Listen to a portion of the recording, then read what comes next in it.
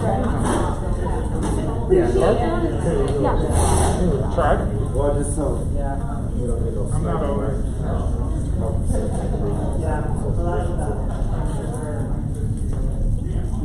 I need to keep good log. Leave your mask on. You can't punch him. You probably have to halfway there.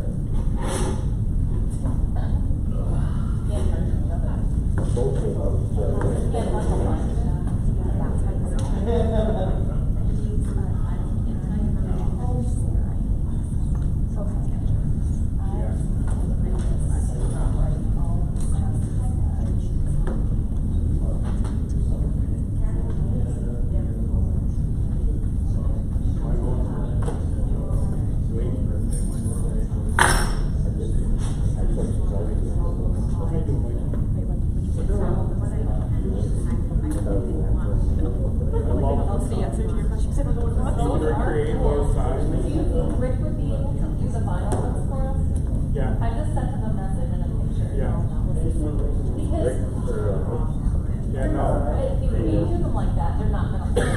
Rick Gilman's done that for me for other things at junior high. Okay. It's at least worth a phone call. Yeah, I sent him a message, so. But it's a big job, so I don't know if he's up to doing a job that big. Great, how are you? Well, it's going to be tons. You just think about it. You got to put at least one hand washing sign in every elementary bathroom in the district. Have an exact size at the top. Well, hand washing signs are our job. Just gotta make sure you set what you want over. The big ones are good too, like even in the junior high, I want not just arrows for different sides of the hallway, but 6-foot markers. Yeah, that was, So, we'll figure it out. you'd say, We got a lot of time left. yeah, no, the month of July flew by. I'm just expecting, I'm not expecting, I'm wondering what next week holds. Oh, I say we're gonna do 2 weeks after Labor Day, for sure. If we can get 2 weeks, I'll be happy because then we'll be established. I think at least certain areas will not open for 2 weeks after Labor Day. Because I think he's gonna wanna see what they're 2 weeks after Labor Day. Well, you got, I had a Sainties meeting today. You have Jersey on the increase. They're almost gonna rent, they're that close to turning Jersey into a red state and they can't travel. I don't know who can get these things here. Administrators, watch where you travel. Right? Don't leave New York State to a red state. And Sainties, one of the things that came out of it was if you go and you're incidentally exposed and you don't know, like at work, you're going to get covered for 2 weeks. The chances are if you knowingly travel to a red state and come back, you have to quarantine for 2 weeks. That's coming out of your time. So be careful where you go.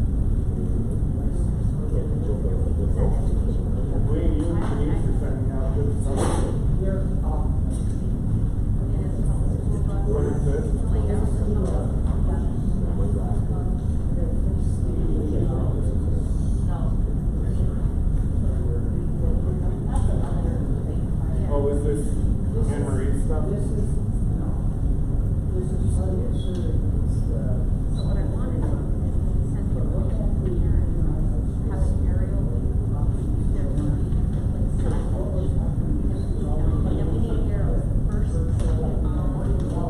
do that, right? So the next one goes here. So we wanted to send the parent,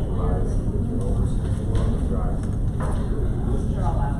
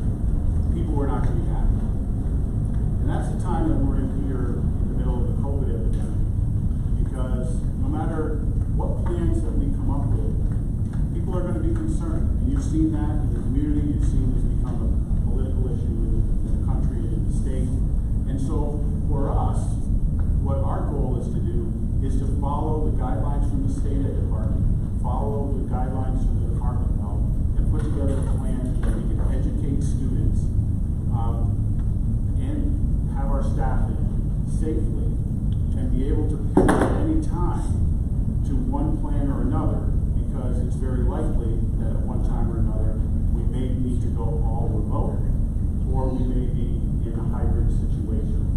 As we'll talk about tonight, under the guidelines, it would be impossible to bring everybody back as normal, even and try to implement the CDC guidelines. Next slide, please. To our mission statement. It's important to, I think, it's important to always understand our mission statement is to educate, inspire, and empower all students to fulfill their potential as learners and citizens. No matter if we're in a pandemic or not, our goal is to educate students. And the core beliefs that the community helped us to develop a few years ago, 9 of them, 4 of them come to mind here. The first one, and it is our top one, students are our first priority. Second, all students can learn and deserve a quality education. That includes a variety of pathways. Third, everyone is entitled to a safe, healthy, and nurturing learning environment. And fourth, parents and guardians play a pivotal role in student success. And we'll talk a little bit about that last point, because in order to make any plan work, we need the support of our parents. Next slide, please. I want to acknowledge some people. As I said, we've been closed since March of 2020. We were challenged to come up with a new education system for our students in about a week's time, a new way to distribute food to our families in a week's time, and a lot of people, many of them in this room, came together and got that done. Was it perfect? No. Were mistakes made? Yes. Were there some celebrations? Absolutely. There was some great work that was done by many people. And I do want to thank our teacher, staff, administration, board, our parents who had to step up for the remote learning, and some of our parent groups. The graduation committee comes to mind to help out that class of 2020 that we graduated last weekend. We've been working closely with the St. Lawrence Louis BOCES and other school superintendents. The BOCES has done a nice job helping to prepare this plan, give us information to prepare this plan tonight. The Village of Messina, Mayor Currier, Chief Love, on the Village EOC, we've been running a lot of things by them. They've been very important. St. Lawrence County Public Health, we were on the line with them this week with Dr. Williams and Dana McGuire, the chief there. They've been important. Our school boards association and superintendents at the state level, all of them supporting this. So here are the conditions. Next slide, please. The conditions for school reopening, these were largely set out by the governor. We have to meet the metrics for phase 4, which currently we are. Our daily infection rate must stay 5% or less over 14 days, and schools will close if regional infection rises above 9% based on a 7-day period after August 1st. And the governor will, in the first week of August, will be making decisions on whether there will be school reopening. So that's something we wait. We need to have access to personal protective equipment, which we do. We have the ability to measure potential local surges, screening measures in place, which we'll talk about, job training, both our staff and our employees, our staff and our students, and we have to have a communication plan. We cannot over-communicate with this plan. Next slide, please. Our guiding principles are first and foremost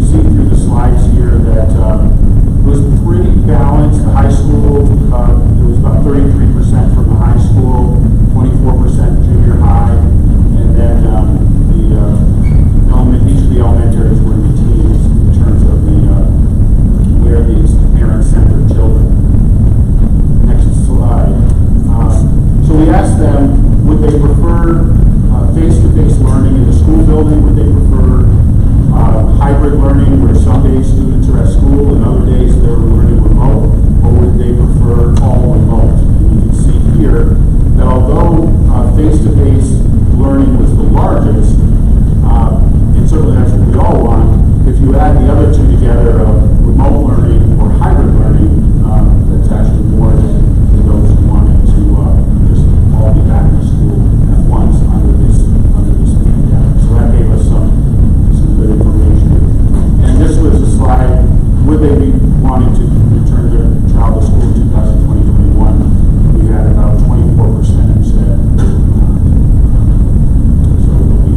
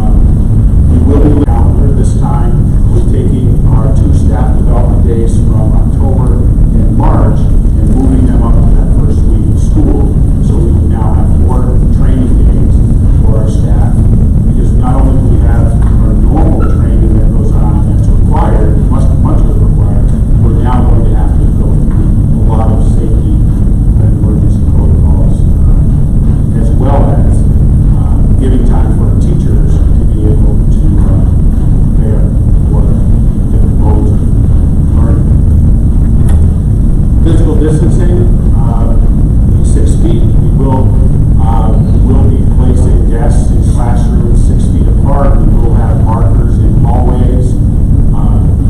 Mike, I think you have a couple of examples. Just some examples of what we'll be putting on the hallway floors. These some one-way signs, at least the signs on the floors for them to where to stand. Around the cafeteria, for example, to social distance. So much like you'll see when you go to the supermarket, you're going to see here in each of our buildings lots of posters, lots of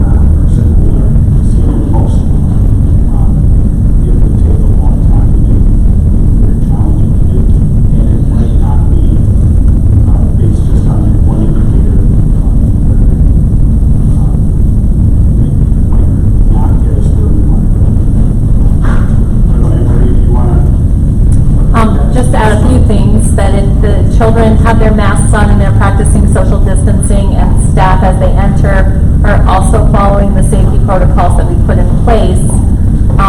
We're going to be training staff to identify students that may be symptomatic in school that were sent to school, and there's a protocol for that also that we've written.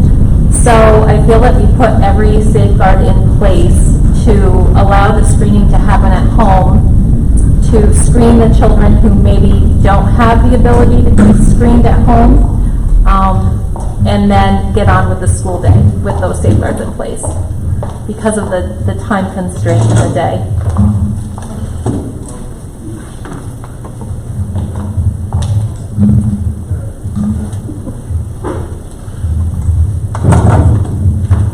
Okay, sorry about that. I guess they can't hear me speaking, so I'll use the microphone out there. Want me to start from the beginning?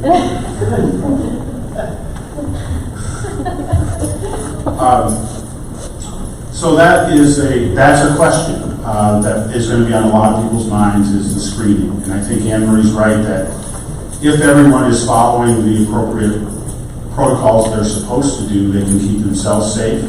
And we are going to be training staff to notice signs. But I think that's the best way we have available to us to be able to screen as everyone is coming in. Other questions before we go on to the instruction piece? Yeah, just a couple actually. You mentioned the regions for the governor in regards to positivity testing. I guess what are those regions? Is he using BOCES as a boundary, or I guess I don't know what his regions are. Yeah, I don't know. I know that it, for our region, goes all the way from Clinton County over here to St. Lawrence and includes Jefferson County. That's the northern region. That's one thing. Yeah. And another thing I just was talked about students helping with following all the protocols we're trying to set out. Have we reached out to maybe like the class officers, sports captains, music leaders, kind of giving them a leadership role and helping get the message out and maintain? That's a good question, Pat. So the question is that have we reached out to student leaders that they could be used to send the message of proper hygiene and social distancing, etc. So we are planning, as you know, we have the LINK crew training every year that does train our upperclassmen to support the freshmen coming in. We are going to be doing that LINK crew training this year. It will be a virtual training, and as part of that training, we'll include this information about good citizenship and promoting that in the hallways at high school.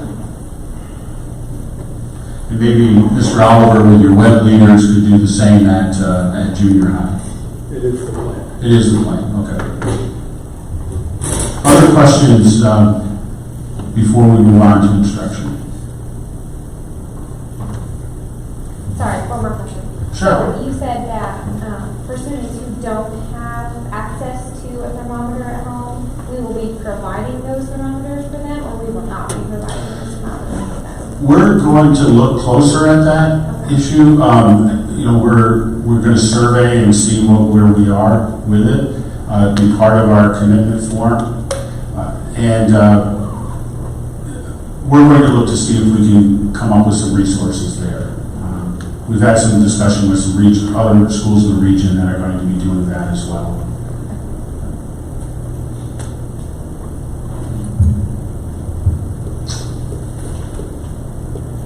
Okay, let's move on to the instructional piece. Also a major part of this. So you can see here, these are the three different options for instruction that were in the state ed guidelines. Reopen fully with implementation of health and safety guidelines. We are not in a position to reopen with all of our students and properly social distance. We just do not have the staff, we don't have the room. And I don't know if there are any schools around that, or maybe even the state, that can do that. None that I'm aware of. So we look at the other two options. One is a hybrid learning, where we have a group of students who are one cohort of students that's in school learning, and another cohort on that same day that's at home learning remotely. And that's the hybrid learning. I'm going to talk about the specific schedule in a moment. And then remote learning is when students are not in school at all. They're learning remotely, which is what we really did between March and June. We did learn a lot from that effort, and we'll be using the lessons we learned there to make some improvements to the remote learning, because it is very likely that could happen at any given time. And we still don't know if the governor will tell us in another week whether we are opening schools or not.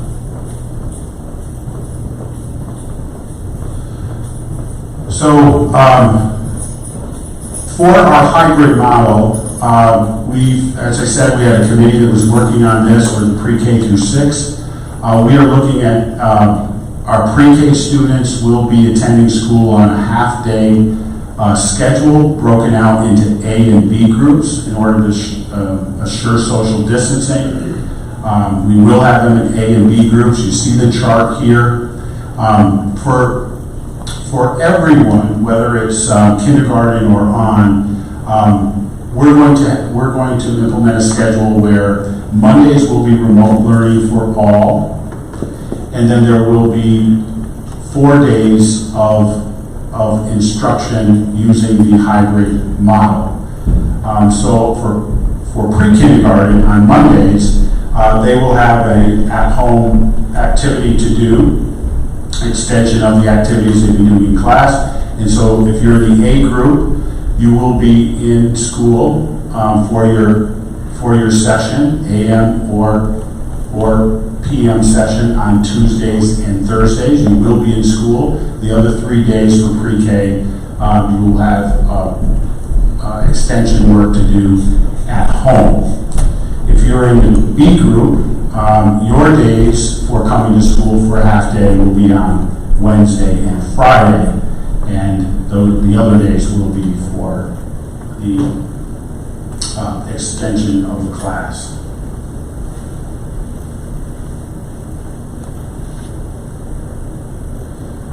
For kindergarten, this will be also different than we're used to. Normally we would have every day kindergarten, all students in the class. Again, they will be, the Mondays will be a digital day for them, and we will be having half-day kindergarten at Messina instead of full-day kindergarten. The reason for that is it allows us to, one, you have the young learners who may have a hard time with the face mask on during the day.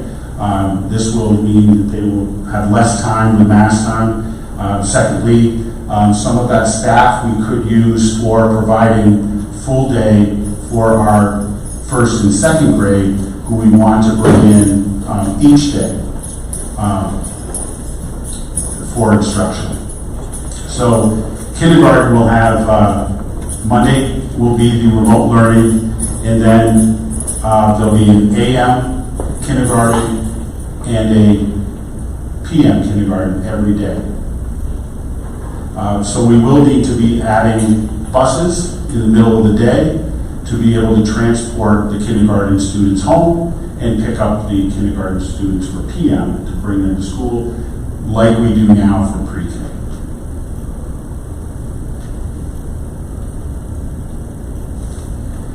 First and second grade, we'll also have the remote learning on Mondays, and then they will have face-to-face learning each day, Tuesday through Friday for first and second grade. We feel with the number of students in those grade levels that will be remote learning, we will be able to have room for students to be in school every day. These are our learners that are just learning to read. That literacy piece is important, so at the early primary, we're trying as much as we can to bring the students in every day. So they will be, first and second will be in each day on the hybrid model, except for the Mondays, which will be digital for everyone. I think I'm going to ask Stephanie, Dwayne, if you want to talk a little bit about what the instructional day will look like for them. I think, Dwayne, you're probably going to have to use the mic if you want.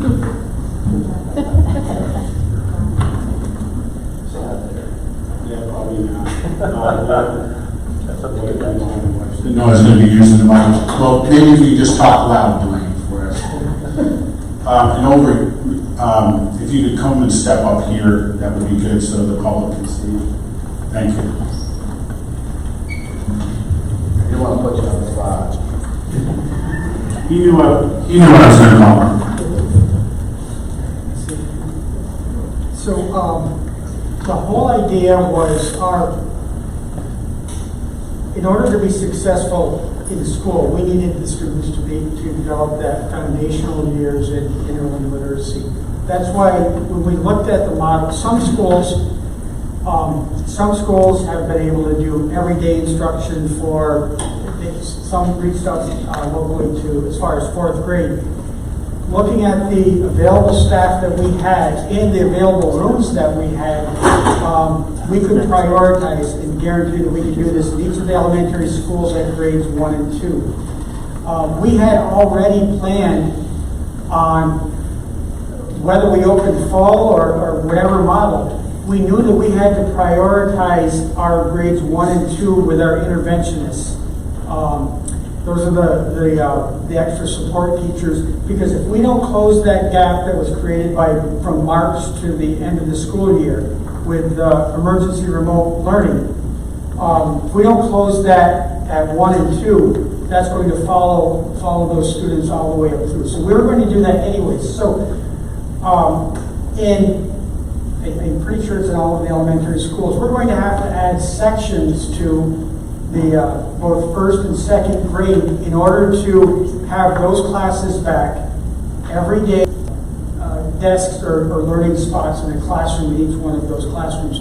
So this model is going to require our interventionists going to be co-teaching and doing what they do every day, either the literacy and the math, and focusing on the 1 and 2. So it may be a point where we would have at a first or second grade where a math teacher is going to be co-teaching and the teacher would switch rooms, or in the literacy, the ELA teacher will switch rooms to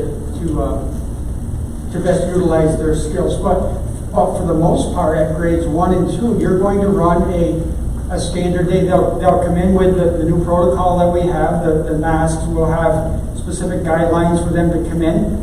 Breakfast we're still developing that protocol, but they have the availability of breakfast, but that would be in the classroom. But instruction, the difference would be they would be socially distanced. If they sat at their seats, they would be able to take off their mask during instruction, but if they were to get up out of their seats, to go to the bathroom, or to move around, the protocol would be put the mask on, and they would attend specials. We'd have to reduce our daily special schedule, the library art, music, and PE we'd have to reduce those down to 30 minutes as opposed to 40 minutes to allow for the sterilization or sanitizing the classrooms. But they would be moving around the room. And the big deal here is we want, especially at the elementary level, is to cohort those students. So they would be with their groups majority of the time with the teachers traveling. But for the specials, they would be traveling with their, in many cases, 10, 11, 12, 13, whatever is in their smaller group, to to their special areas, social distancing. It'll also be a chance for them to leave that classroom that they've been in for a good part of the day and experience instructional and return the same way. Lunch, what we would do at their designated time, we're still having conversations as late as earlier this evening about how we can utilize lunch, but the initial thought is they would go down at their assigned time to go through the lunch line. They'd go back to their classrooms and eat in their classroom and socially distance in their classroom. But if you have to double down on your intervention supports, these are the grades that we want, because if we don't close it up at this foundation level, that gap's going to grow. So that's the thinking behind it. I know Steph, was there anything else that you wanted? Dwayne, do you want to talk a little bit about, I know we haven't gotten to the 3 through 12 model, which in your building would be 3 through 6, but on those digital days, and on those days, which is Monday, and on those days on our AB schedule, where a student is learning from home and not in the classroom, what kind of activities at the elementary school would go on those days, and what would we expect from parents? Okay, so we're going to be focusing more on the grades 3. So we're hoping, as you know, knock on wood, I hope we have as many possible students come in for 1 and 2, because we're going to benefit from face-to-face. But when you go to the hybrid model, and I'm going to speak just to the 3 through 6. The students will be face-to-face on one day, and the teachers are going to have to prioritize. I mean, they're going to have, first of all, those teachers will have half the number of students in their classroom. So as a classroom teacher, you're going to be able to really get into the quality world of your students. You're going to know those students much more deeper, as opposed to having twice this number of students. So face-to-face, they're going to be having their ELA, math, science, social studies lessons. And on the off days, they're going to be reinforcing those lessons with, we have a number of years back, we've implemented a very successful program called the iReady program, which adjusts to students' learning levels. So, and that's meant to be an independent program that, after given a initial diagnostic, determines the student's needs, gaps, and then responds to that. So that's independent. That's an ELA portion and a math portion, and we strive for 45 minutes a week. It's foreseeable that students would log on and complete on that digital day, and that's what digital is. On the digital days, it's meant to be, even though there could be sporadic, synchronous communication with the teacher, it's really meant for them to reinforce what happened in the classroom. So they could be completing 15 to 30 minutes of ELA iReady with mini lessons that go along with it. 15 to 30 minutes of the math iReady.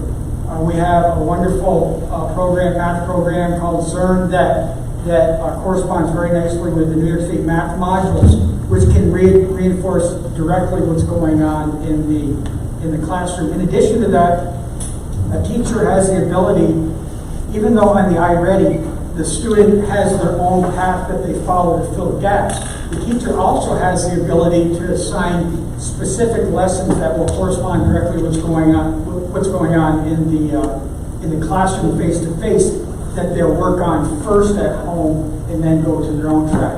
So you have and it is a digital day. It'll be, the platform would be Google Classroom for any kind of communicating with the students. You have iReady, Zerd. You also could have we've had a big emphasis on response to text writing. So there could be a cold read that a student would read, and they would respond to the Google Classroom and submit that back to the teacher. And then when they come in face-to-face the next day, that's one piece that they could be working on. So they have to maximize face-to-face time and then reinforce it during the digital time.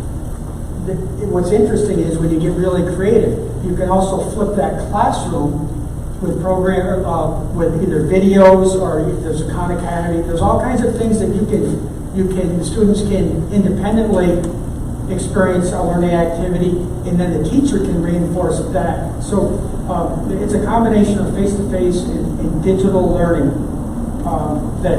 and I'm pretty sure I think you'll find, Alan, that it's similar to junior high and high school. The sixth grade is going to be doing something really. The junior high, the elementary is so many different beats, for anywhere from the pre-K. The sixth grade is going to do something really interesting where we already are semi-departmentalized. So we're kind of pseudo junior high. We're getting our students ready. So they have a designated ELA, math, and science social teacher.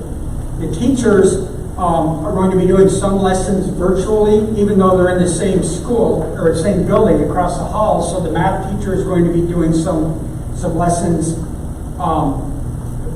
taping, live streaming. So not only are the other two classrooms getting that lesson, and those teachers are co-teaching, but also those students that choose, and we haven't talked about solely remote, but the students that are remote, the ones that choose not to come back in school, the only difference in what's happening in this whole learning piece at sixth grade is where the students are sitting.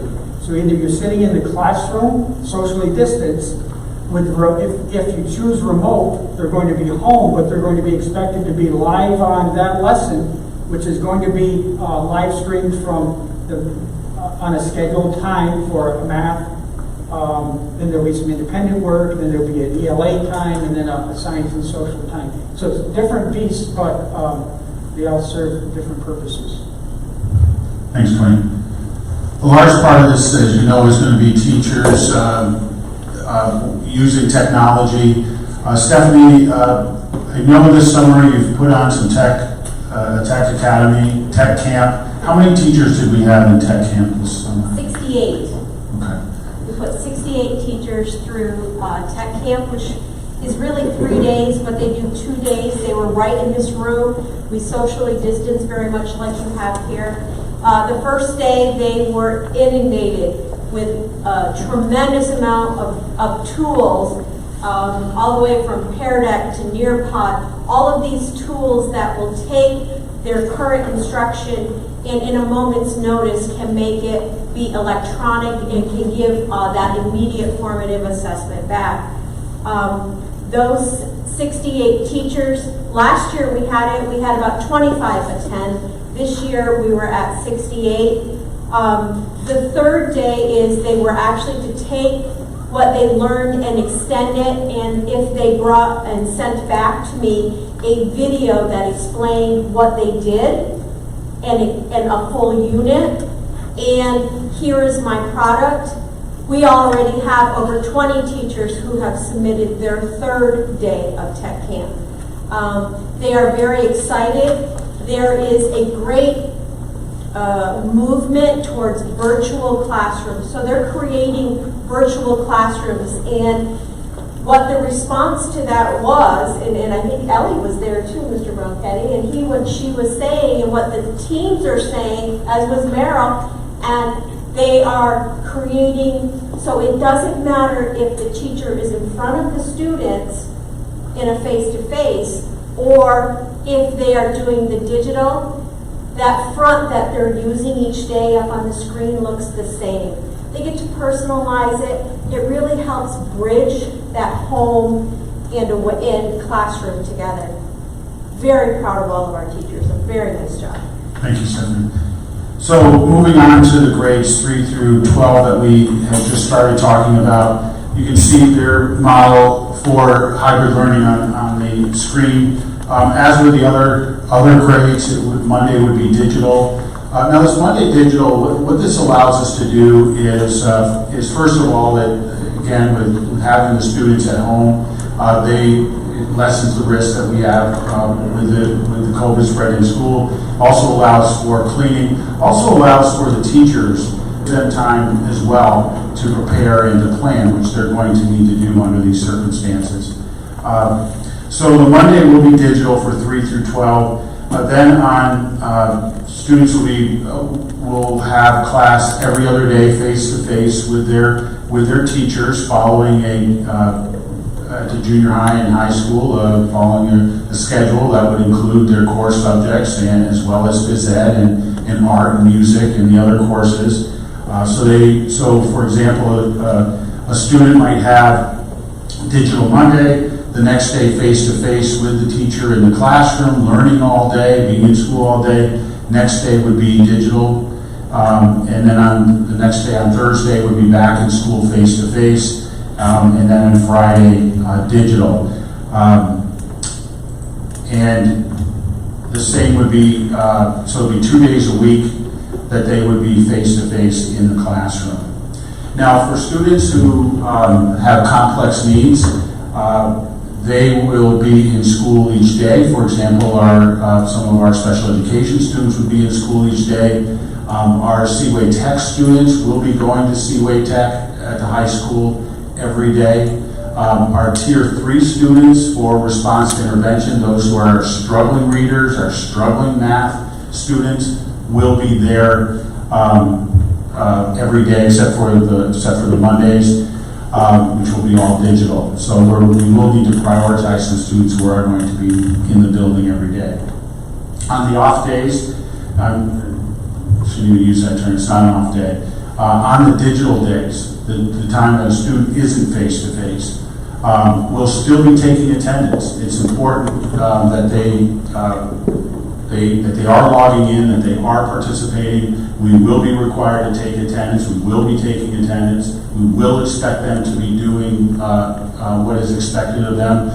There is something called the continuity of learning, whether you are learning face-to-face or whether you are learning in a remote manner.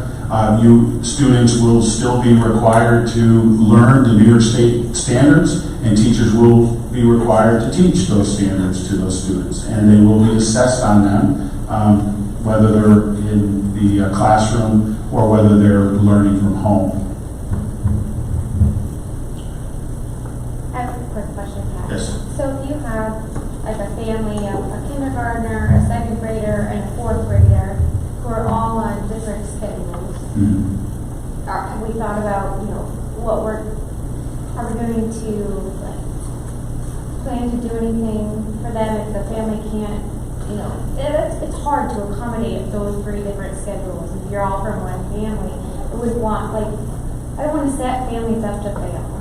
So have we thought about that? What does that look like for those families? So we are looking to coordinate if a parent has a student that is in 3 different schools, for example, that they would be on a schedule where they're in school each day. Whether they're in high school, junior high, or elementary, that those would be a day where all of their students would be in school. And then the next day would be all of their students would be remote, unless, of course, it's first or second grade, and then they're there every day. The thought is that there is going to be struggles for family with daycare. If the older sibling is on the same schedule, then they can be home, and we are trying to coordinate that as best we can.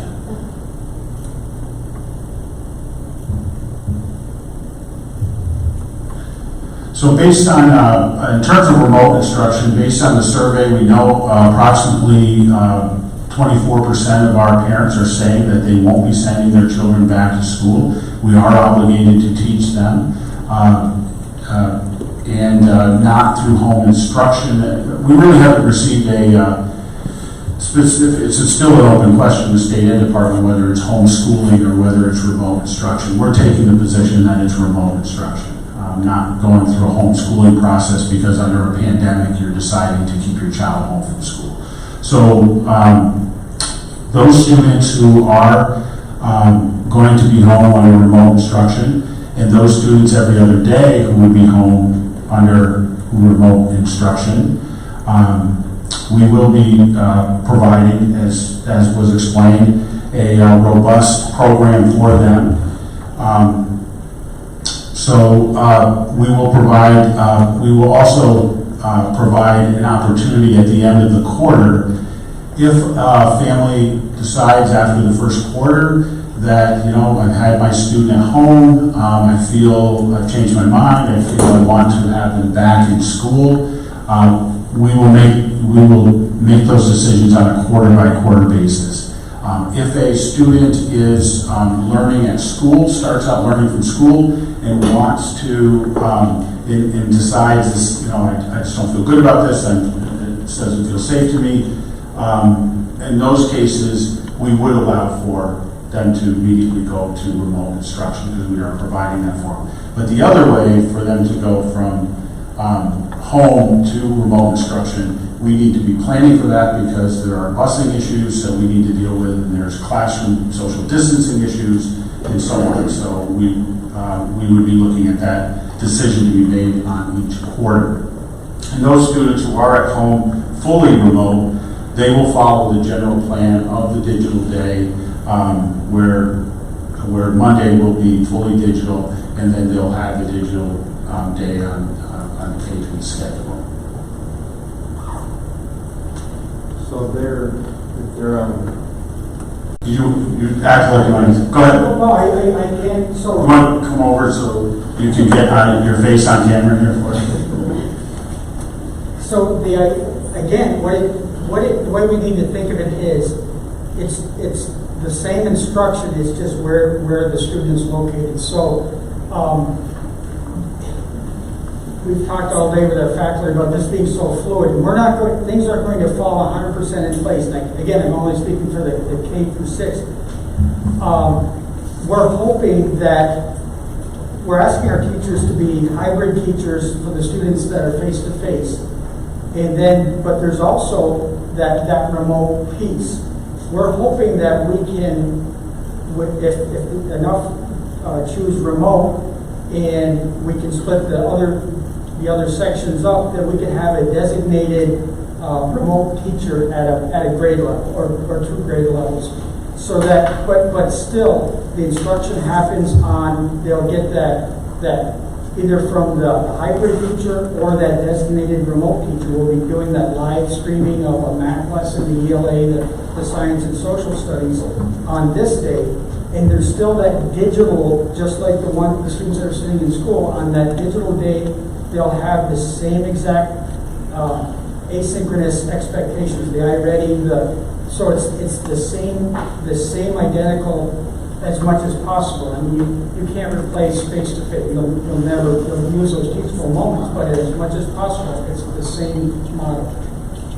You could have a teacher, if there's a remote teacher, you could have a remote teacher teaching an A hybrid and a B hybrid, depending on how many students that they would have to be responsible. Thanks, Rick. Is there a date that we need to know for the beginning of the school year for the hybrid? You know what I'm saying? For them to opt into it? Yeah, we will be sending the commitment forms out next week. We wanted to give it time to unveil this plan, have the parents be able to ask us questions, understand it.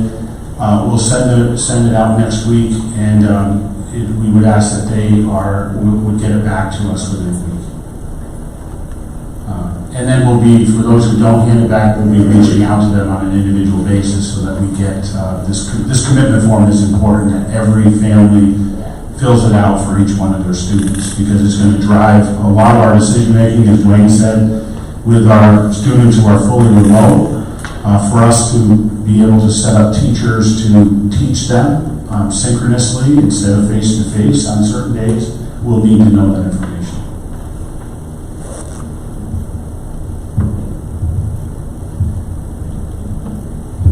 So I mentioned this also with our special services students who are in the BOCES programs. Many of them who will go to Potsdam will be 5 days a week. We will be transporting them there. Students who are in our self-contained classrooms here will be here 4 days a week. Monday, as I said, will be a digital day for everyone, including those students. And the other days, they will be here every day. And as I mentioned, there are Tier 3 students as well. We will provide related services such as speech, counseling, OT, and PT. We will continue those services. big part of this, our plan is also the social emotional learning. It is important to understand that our students have experienced a lot of isolation, anxiety, separation from their friends, from their school, from their teachers, and they're out of their routines. Our committee has been looking very closely at coming up with a plan of how to help students and help staff as they come back to school after being out and under a pandemic. So we will be launching the Raiders Together initiative called Raiders Together, which is designed to address mental health and trauma, social emotional learning, relationships within the community, and adult wellness. Some of what that entails, Raiders Together, is training our faculty and staff on how to talk to students who are experiencing these issues and to support them. Providing a needs assessment to see what students are going to need some additional support, more counseling, whether it's live or virtual for our students, connecting them with outside agencies. We have a very good relationship with our mental health here in Messina. They have been coming into the schools to support our students here. That will continue. And we will be providing resources to families on wellness and providing access to our staff to counselors if they need that type of support. So instruction is important, so too is mental health and social emotional learning, and that will be part of our plan. In terms of digital access, we will be redistributing Chromebooks to students so that they have access to a Chromebook. That will be part of our survey to see, we'll resurvey. We did survey earlier in the year when the pandemic started. This will be a survey again to ask if the students have access to a device at home, a computer, and those who need them, we will distribute them. We will continue to provide hotspots for locations within the community, and also we're working on a technology plan, support plan for and options for students who don't have internet access. And a couple of areas I mentioned here that we're delving into is the Kajit program and also the neighbor-to-neighbor network to see if we can provide some resources to our families who don't have digital access.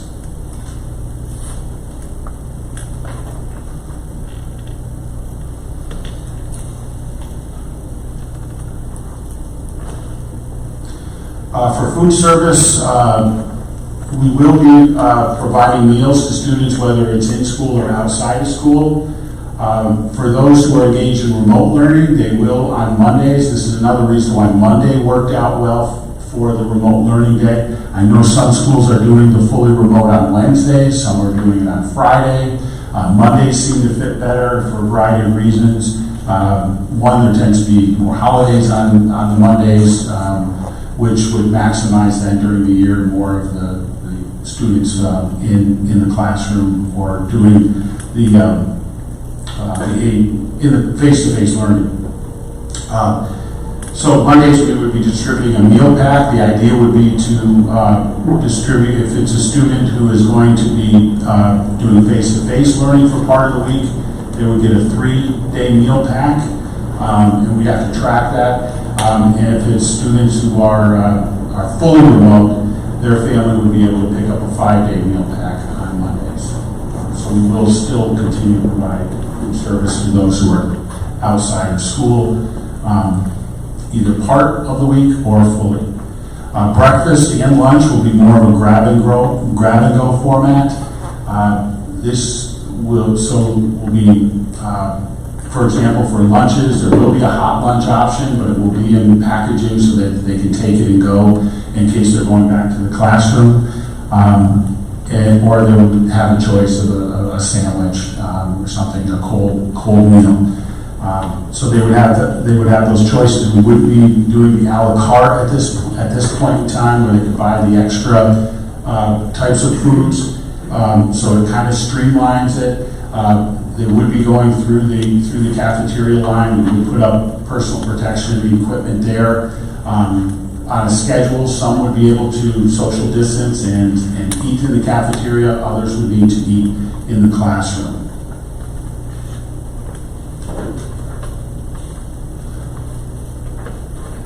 Athletics, I think most people know athletics has been postponed until September 21st. All New York State championships and regional championships have been canceled. Section 10, their schedule and their championship schedule will depend on what happens on September 21st. They also, if athletics does not resume on September 21st, then the state at this point in time, which is subject to change, is looking at a shorter schedule for winter, fall, and spring, and winter being first, starting in January, and then after the winter sport, there will be a fall sport in the middle before the spring sport. And at this point, that is the plan for athletics.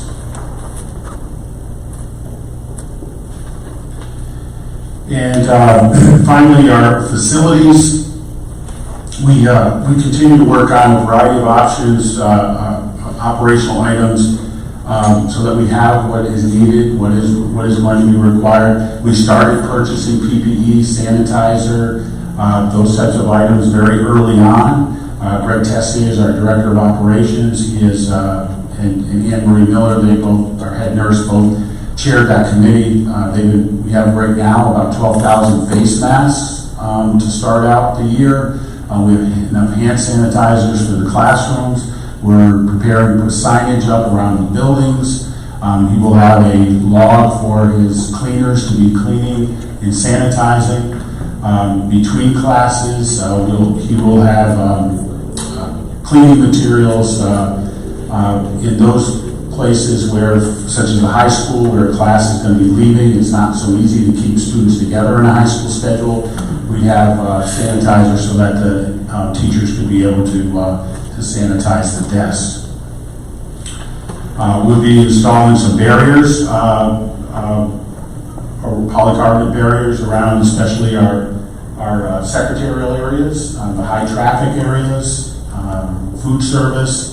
We'll be closing down our drinking fountains. We do have, over the last few years, we've installed the hydration filling station, the bottle filling stations, and each of the schools will be using those. If we need to install more, we will.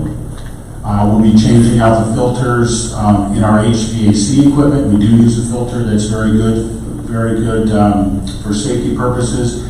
We'll be increasing the flow of air in the classroom, encouraging also teachers when possible to keep the windows open. We'll be needing to transform some of our spaces into isolation areas for students who are potentially, or staff who potentially become ill. And I mentioned disinfecting.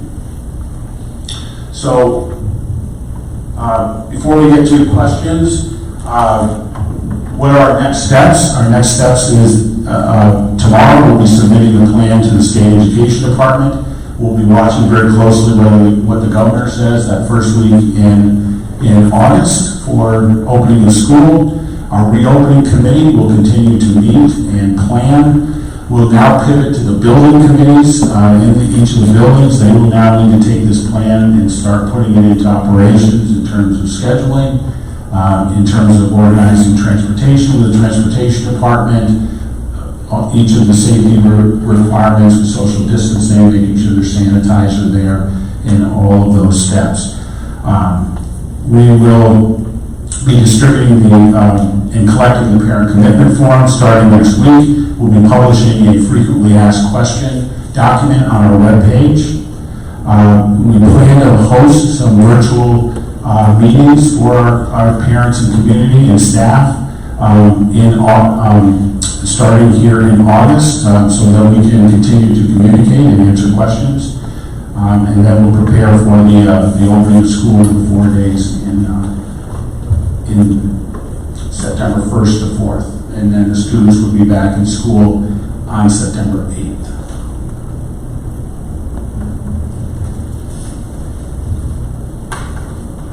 So, that was okay, so we submit the plan and we find that it doesn't seem to be working as well as we thought it was going to, can we adjust? Or we just adjust and then implement that, or do we have to resubmit a whole new plan? How does that look? What does that look like? Okay, so the question is, can the plan change after we start implementing it? The answer is yes. What we have to do is submit the plan to state ed. And I have to go into the state ed portal and provide a link to the plan on our webpage. And so starting tomorrow, people can go on the webpage and find our plan. Then I have to click a whole bunch of assurances that everything the state wanted is in that plan. And what I just went over with you tonight, almost everything was a requirement from state ed to be in the plan. Now, we did have control over what the day would look like, but because of social distancing guidelines and for what there are other requirements to do with masks and everything else, it does lead us to this type of schedule. So that's what we'll do, but if we find that things aren't working as well as we thought they were going to, we can change it. And again, this is the hybrid schedule. We're not really sure at this point which schedule, whether it's going to be remote learning or hybrid when we start the school year. Other questions from the board? We did, before I get into some questions that came in from the community. Will the, depending if the kids are face-to-face in school, I have two questions. Will the start time and the end time still be the same other traditional school day? Like high school will start at 7:40, correct? Yes, currently we're still looking at starting at the same time, but there may be within that schedule some changes as far as the times of class. Classes in order for us to be able to have the time to clean. It may mean we have to abbreviate some classes a little bit. Instead of being 40 minutes, they might be 30 minutes. And Dwayne talked a little bit about that in the elementary school, that some of the, for example, PE and art, music might end up being 30 minutes instead of 40, but we expect to start at the same time. Okay. My other question, in your plan, you had stated that most of the students would be attending 4 days a week? Or 5 days a week? 5 days a week. How can, if it's possible, reassure parents that when our students leave here to go, they are just as safe there as they would be here if they were face to face? Knowing that they're meeting students from all of their campuses at OU. The only way we can assure that is if they're following the social distancing, the mask wearing, and the disinfecting and washing their hands. That's the only way. And also that their teachers are trained to see signs of COVID, that they are taking care of it if there is anyone who exhibits those signs.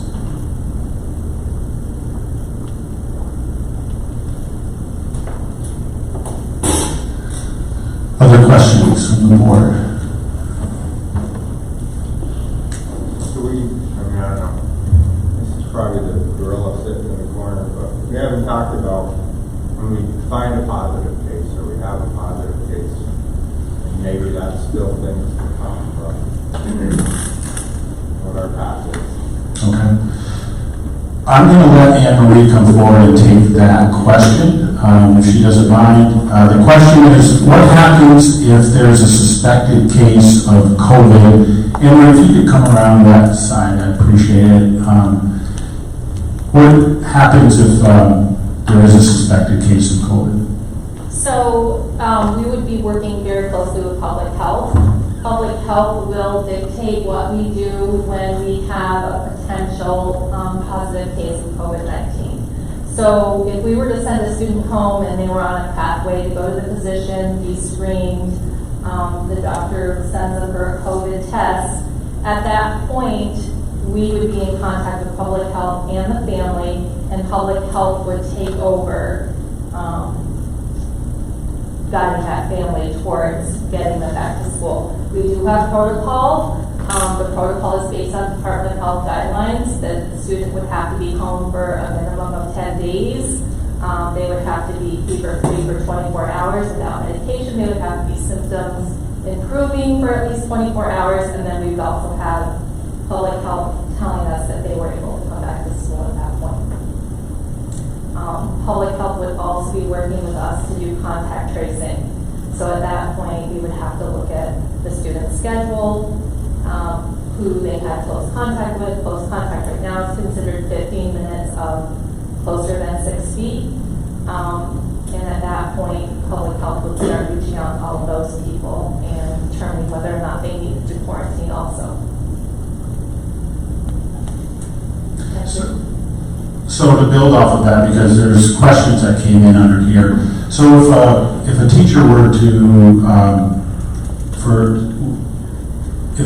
test positive for COVID in the classroom and had, for example, a high school teacher who had many staff members, would they have to go in and quarantine and test all of the students that they came into contact with? It would depend on what the contact was like. So when public health does contact tracing, they question the person who is potentially COVID positive, because keep in mind, tests are taking upwards of 12 days to come back. So if somebody's symptomatic, we have to assume they're COVID positive until we get that test back. And to do the contact tracing, they would interview the person who was presumed positive and determine who they had close contact by definition with. And from that point, those people would be contacted and told to follow up with their physician, whether or not they have to quarantine at that point. So we would be really working with public health. It's an infectious disease and they guide what we do. And again, close contact means? It's less than 6 feet, and it's right now 15 minutes or more in that situation. I've read some literature, and I told you this yesterday in the past couple of days, where they're kind of thinking about shortening that to 10 minutes, but I haven't seen anything definitive. So the school district is not going to be saying, okay, this teacher tested positive, therefore this student and this student and this student have to, it's all driven by public health. It's all driven by public health, yes. And then we have worked with public health before. If there's for instance, a potential case of chicken pox or measles, it's very, very similar to that. Public health drives that, where that person's been and who they've been in contact with. It's an infectious disease.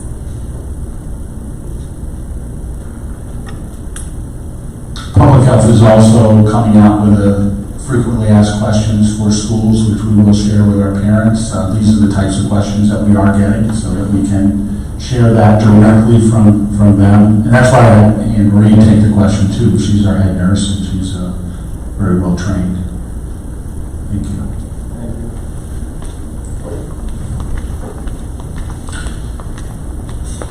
I'll run through some of the questions. There are a question about once the plan is submitted, can it change? As we said, it can change, and we probably will change as we go along. Will students who are fully distant learn have the support and resources? Yes, as I said, we're looking at it being a bit different than it was back in March to June. In March to June, this was new, and the state realized that that schools in the state were not equipped to just change their entire education system around in a week, and there was a lot of relaxation there. That's not going to be the same way this year, coming into a new year after we've been through it. There's going to be an expectation that we're taking attendance. There's going to be an expectation that that child learning from home is learning the same standards as the child that's face-to-face in the classroom. Yes, it is different modes of technology. It is different modes of instruction, and I would say that the best mode of instruction is being face-to-face with that teacher in the classroom and learning. But it is still going to be expected that they get the same standards from being when you're not in face-to-face. If a child is told to isolate because of possible contact for 2 weeks, will they provide lessons? Yes, we will. We will be doing our remote learning for for those students. If school is open on regular schedules, will some of our support groups like NC STEP, the JOM program, Liberty Partnership, will they still be able to work within our schools? Those programs do provide an important support for our students. We'll be reaching out to those, to the directors of those programs to see what their intention is for the fall. But we would be looking to provide, if they're willing to provide those services, they would have to be screened and we have to go through the same protocols and training to them. But we would expect that we would support those programs here. How will the school be handling those who thinks this is a hoax and won't keep their masks on and won't social distance and all of that? We won't be allowing people on buses without a mask. We will provide a mask to a student, but if they refuse to wear it, they will not be able to be in the building. These are the Department of Health guidelines. We all need to follow them. Both our staff and our students need to follow them. That will be a hard line when it comes to mask wearing, as well as social distancing. We need to be sure that they are following the rules, and we are looking at being part of our code of conduct. We've talked about this at the board level here, that we may need to change our code of conduct to bring some of this in. And it's not whether anybody's trying to be heavy-handed about it. It's just a matter of keeping people safe. The only way we keep people safe is by doing what we're supposed to be doing. So we have to hold people accountable for that. Consideration for children with immune system deficiencies that can't wear a mask all day. Anne-Marie, do you want to say anything about that as well? Sorry to have you keep getting sit back down, but those, whether it's a staff member or a student who have a medical condition. So we looked at the guidance with that, and we determined that we will look at each child on a case-by-case basis, look at what their medical provider has provided to us as to why they wouldn't be able to wear a face covering. And then at that point, we've talked about doing an individualized plan of care and plan of protection for them. So we ordered face shields for youth and adults, and sitting down with the parent and the child, the administrator, the healthcare professional, and then possibly bringing the physician in too and coming up with whatever the safest plan is for that child. We're more than willing to work with any student on an individual basis. And it may be something as simple as the one-on-one, where's more PPE to protect that child. There's lots of different variations that we talk about, but that's how we would address that. Isn't it also to protect the people that child's around? Yes. I mean, I wear a mask to protect you, you wear a mask to protect me, so that child's not wearing a mask. I'm more concerned about the people they're going to come in contact with. It is, but we have to take into account the medical vulnerability of those students and their right to be in school also. So we tried to kind of walk the middle ground with that and keep everybody as safe as possible, and we'll look at each one on an individual basis and confer with public health also, I'm sure. And the same would be the case for staff. I have reached out to staff and asked them to start a dialogue with us if there are some medical issues that are going to be difficult for them to come back in this in-person format. We will work with each staff member on an individual basis and provide medical certification to us and see what can be done to make some accommodations. Yes. How is this going to work for children who are on the spectrum, whose parents firmly believe in wearing a mask, and the child understands he has to wear a mask, but because of their diagnosis or whatever, they take their mask off? You said there was a hard line; they have to have the mask to be in the school. How are you going to accommodate those children? Right. So when I talk about a hard line, so to speak, I'm talking about students who are willful.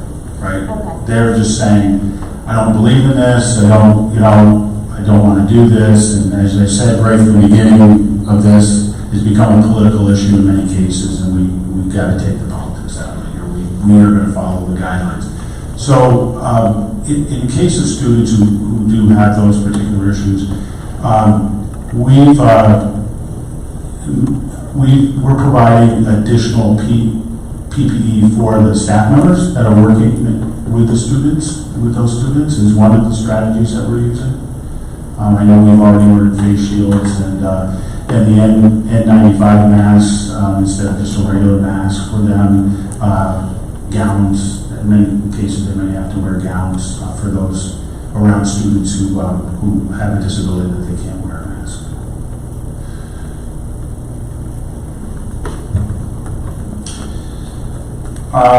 Some asked about will teachers have to purchase sanitizers, wipes, stuff like that. We're going to be providing all of the cleaning for the classrooms.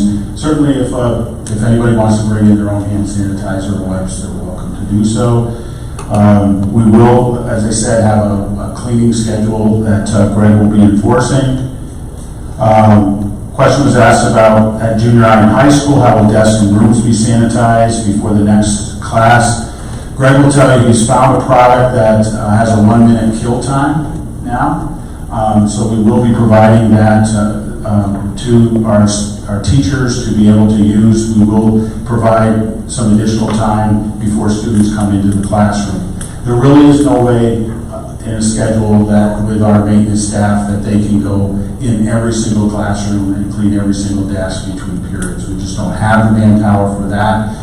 So we will be calling on our teachers to support us there, but we will provide them the appropriate PPE for that.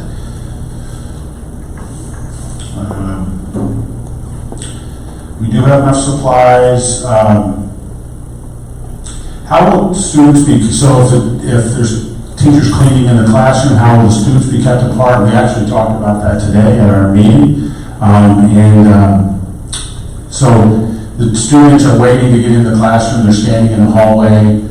We expect them to be social distance, we expect them to have their masks on. We will have aides or monitors that will be assigned between periods to be sure that they're going around. We're talking about junior high and high school, that they are properly social distancing and wearing their masks. That's right what we talked about today, Shane? Right. Okay. Lockdowns and drills, we will be required to do fire drills, lockdown drills. We will put plans in place for students to do social distance during those. Understand we're going to have half the amount of students in the buildings at any one time. So the thinking about whole groups of students that are going out all at once is not, it's not going to be quite the same. Also, Alan found this, read this, I haven't read it yet, but I guess there's going to be also some leeway where not everybody has to evacuate during fire. You could do different parts of the building if you need to. But we'll work through those plans to be sure there's social distance at the appropriate when we do the drills.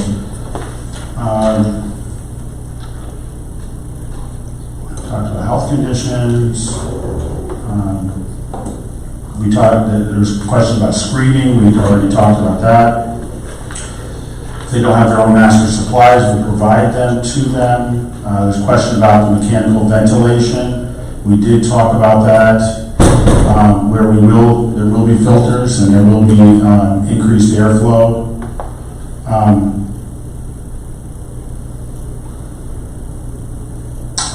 Teacher tests positive, what happens? We did talk about that. Under the federal law, there is a ability to quarantine for 2 weeks. If they do test, if anyone has to be quarantined and receive their leave credits.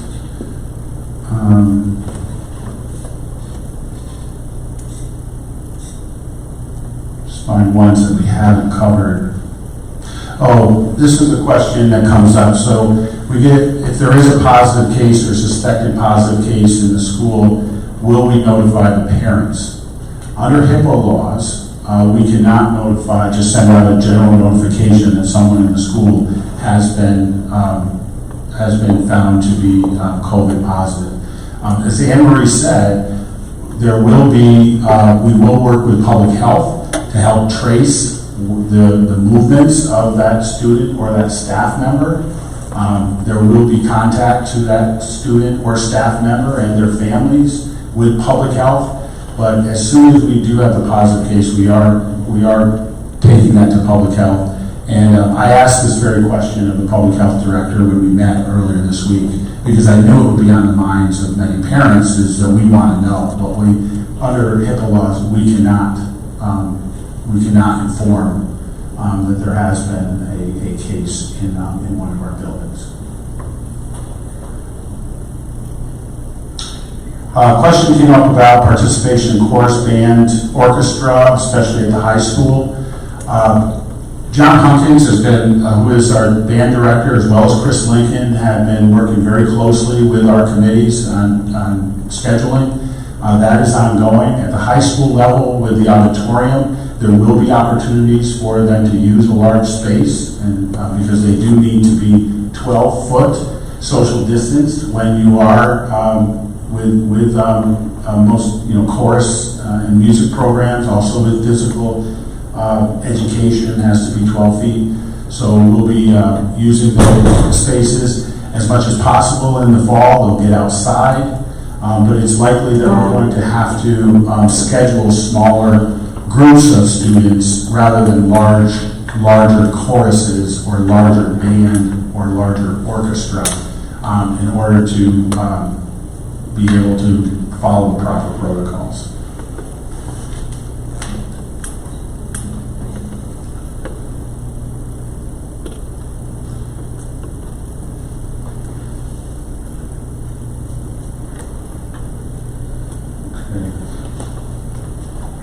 Some asked about students eating in the classroom. I mentioned that they will be eating in the classroom.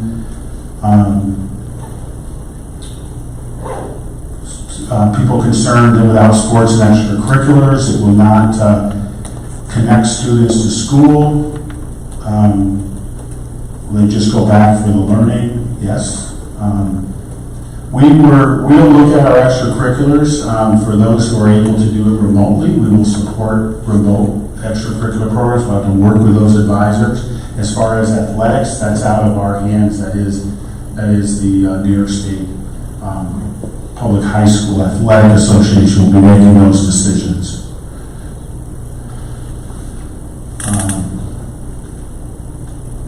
Will we allow students to drive to BOCES in order to have social distancing on the bus? We are having those discussions with the principal at Seaway Tech. There may be a possibility for that to occur. With BOCES or Seaway Tech students going every day, it's likely we're going to need to add more buses in order to keep them social distance. But if we do allow some students to go who can show responsibility, we'll take a look at that opportunity.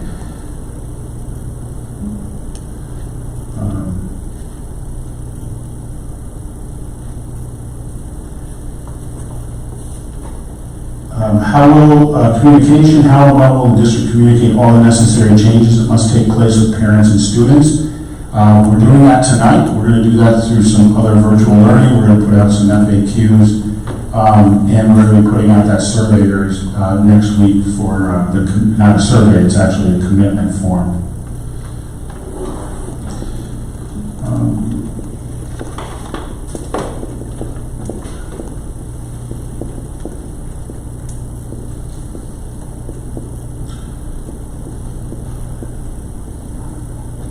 Would the school want to take some time, the equivalent of a marking period, to determine the path of the virus?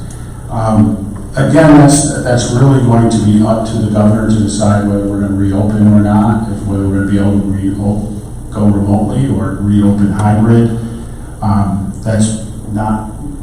We're not expecting that's going to be a local decision.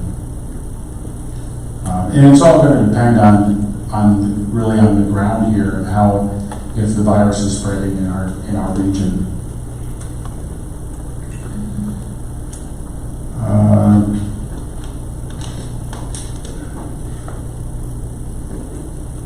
What do I do as a parent and a teacher if I can't find a way, both physically and financially, to manage with the children? this is tough. This is hard on a lot of our families, and we understand that. Ideally, we'd all be back in school starting September. Having a hybrid schedule, we realize that's going to be a concern for a lot of our families who have jobs, who are going to need to find daycare. I will work with every family to support them. We have a very strong community schools program here, and we have staff who wants to help each family. But I can't say this won't be very difficult for a lot of people, for our teachers, for our staff and our community.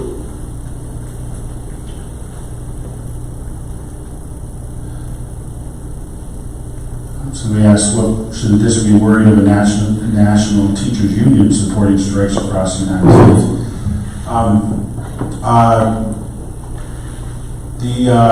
It's illegal to strike as a teacher in New York State.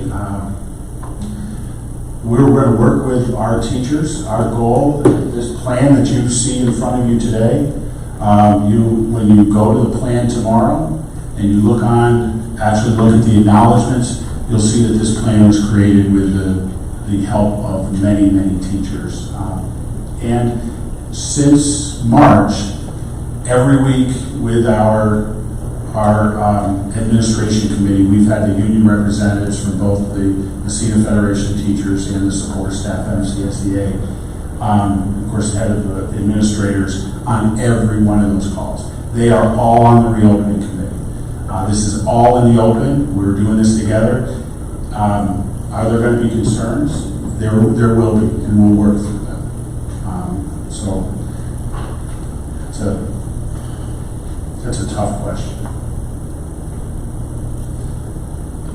So I think we got through the questions that were sent. There were many that were sent from the community. I'm sure after this meeting tonight, there's going to be more. I would encourage people to send those through to the district clerk, Angie Wilhelm, who is here tonight, and those will come to me, and we'll make sure to get answers to people's questions. As I said, we'll also be putting out a frequently asked question list and look to hold a few virtual meetings to engage our parents.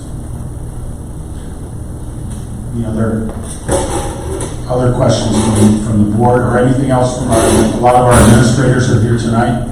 Anybody out there who has either questions or comments or something I didn't cover?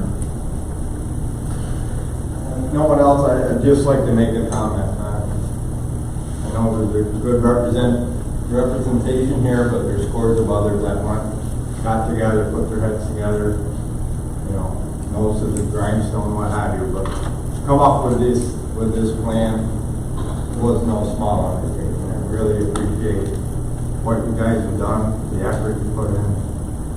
I want to thank the parents and kids when they get here to help us all work together, because we're in it together.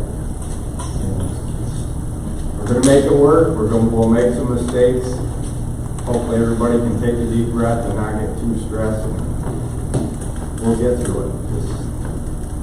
We'll be all right. Thank you. I appreciate it. That comes from all of us. Thanks, Pat. We really appreciate it. It has been a challenge putting things together in a short period of time, and really from March to June felt like, it's 4 months, it felt like 4 years, and I'm sure it did to a lot of people out there. The last couple months as we're trying to prepare for a plan that, again, changes our whole program, feels like there's not enough time in the day to totally get it together. But we will. Yeah, but we are going to need you're absolutely right, we're going to need our parents, we're going to need our teachers, our staff, everybody working together for this to be successful.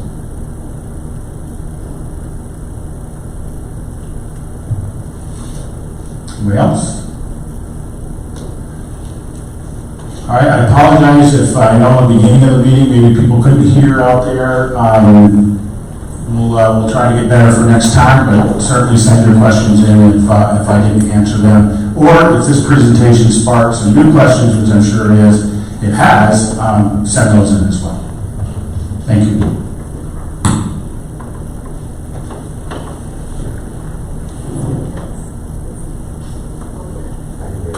So the 2020-21 calendar, we really touched on that. Yes, all the change there is we moved October and March staff days to and we've coordinated that. We've coordinated that with the other schools too in the county. They're looking to do the same. So really, we can move on to recommended actions. First item is approval of the 2020-21 school calendar with the moving professional development days into the first week. Second.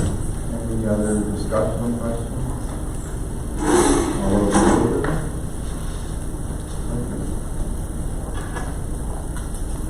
And next item is the personnel actions. Brief personnel action list this time. I'm recommending items 1 through 3 on the personnel actions list. So moved. Any more discussion, questions? All those in favor? That's it for actions tonight. New business from members.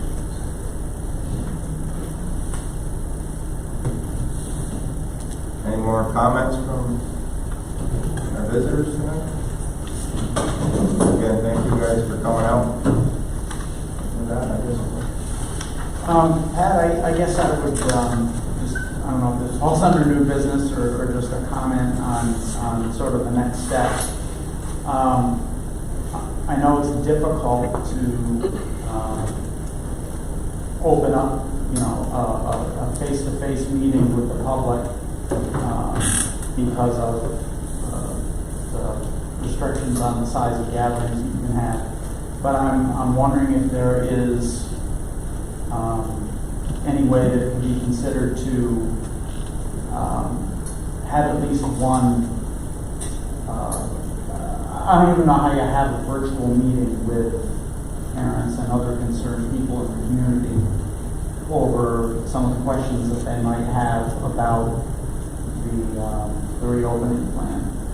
I wonder if it would be possible to consider some type of a meeting in the auditorium or something in a large space where people could be socially distanced, limited to whatever the maximum gathering is, something. Yeah, so the question is, can we have a gathering to have a fuller discussion and questions on the plan? Well, currently the threshold is 50 people. And that's regardless of the size of the room? Correct. Okay. We're still at 50 for events, any type of event. So with this tonight, I think we probably have about 20 or so people in our. Mike, do you know how many people have tuned in? We had 109. 109. Right now we're about 72. Okay. My only concern there would be who are the ones that if they show up, who do we say no to and turn away at the door? That would be the. But we can. We'll look at this closely as far as the communication. If there's any best way that we can, better way to do it.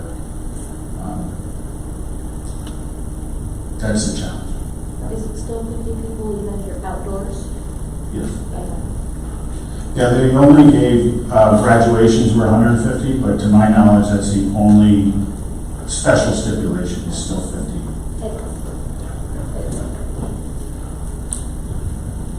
There's an easy way for them to contact the school. It's right on with questions. It's right on the presentation. I'm sure it'll be on the website. So just, encourage people to contact the school with questions and don't have that communication. Yeah, and I think for some it may be that they have personal questions for their own personal situations too, and we would have to work through. So I thought I heard you correctly, as long as maybe repeating it, since there are a number of people watching. There will be a commitment form sent out when? We're finalizing that now. We're looking at sending that out on Monday. That'd be via USPS, right? USPS? Postal Service, it won't be electronically sent out. Well, it is going to be a Google form, so it will be sent out electronically. Yeah, I just don't think that's effective. I just don't think that's an effective way to do this, to be honest, because it's, I made a comment earlier, I wasn't trying to be cantankerous about it, but sending out an email to someone, asking if they have internet access, just doesn't seem to make a lot of, an email survey, it just doesn't seem to make a lot of sense to me. And I would want to make sure that people have the opportunity to get this form back. I would prefer us to do that via the mail before meeting. I think you iterated before that anyone who doesn't get back via the mechanism that you use, you're going to reach out to individually. You'll know what the gap is immediately, who returned and who didn't, correct? That's what the plan is, right?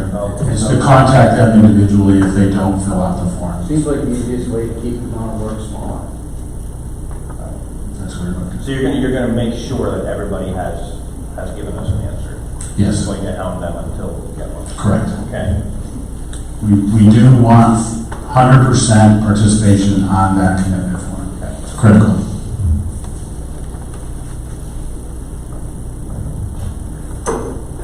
Anything else? A motion to adjourn then? So moved. All over there?